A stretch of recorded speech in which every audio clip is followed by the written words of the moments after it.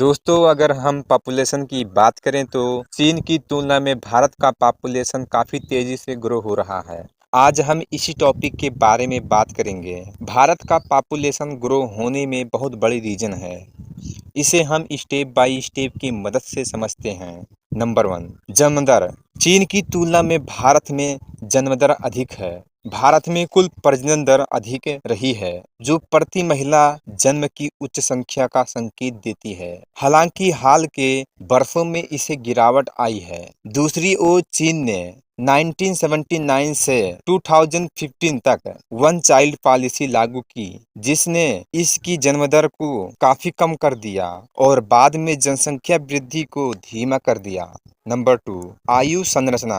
चीन की तुलना में भारत की जनसंख्या युवा है। भारत की जनसंख्या का एक बड़ा हिस्सा प्रजनन आयु समूह में है, जिसके परिणाम स्वरूप जन्म के माध्यम से जनसंख्या वृद्धि की उच्च संभावना है। इसके विपरीत चीन में उम्र बढ़ने वाली आबादी है। प्रजनन आयु वर्ग में महिलाओं का अनुपात कम है। जनसंख्या नीतियां। चीन की वन चाइल्ड पॉलिसी का जनसंख्या वृद्धि पर अंकुश लगाने पर महत्वपूर्ण प्रभाव पड़ा, जबकि इसने जनसंख्या वृद्धि को नियंत्रित करने में मदद की। इसने असंतुलित सांख्यिकी को भी जन्म दिया, जिसमें तेजी से उम्र बढ़ने वाली आबादी और सिकुड़ते कार्यबल के बारे में चिंता थी। इसके विपरीत भारत ने राष्ट्रपति पैमाने पर सख्त जनसंख्या नियंत्रण नीतियों को लागू नहीं किया। हालांकि कुछ राज्यों ने परिवार नियोजन कार्यक्रम को लागू किया है।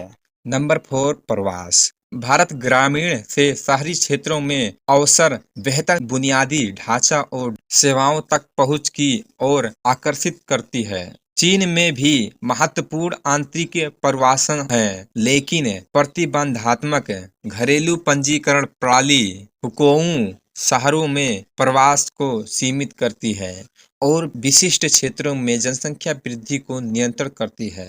नंबर 5, सांस्कृतिक कारण। सांस्कृतिक दृष्टिकोण, सामाजिक मानदंड और धार्मिक प्रथाएं परिवार के आकार और जनसंख्या वृद्धि को प्रभावित कर सकती है।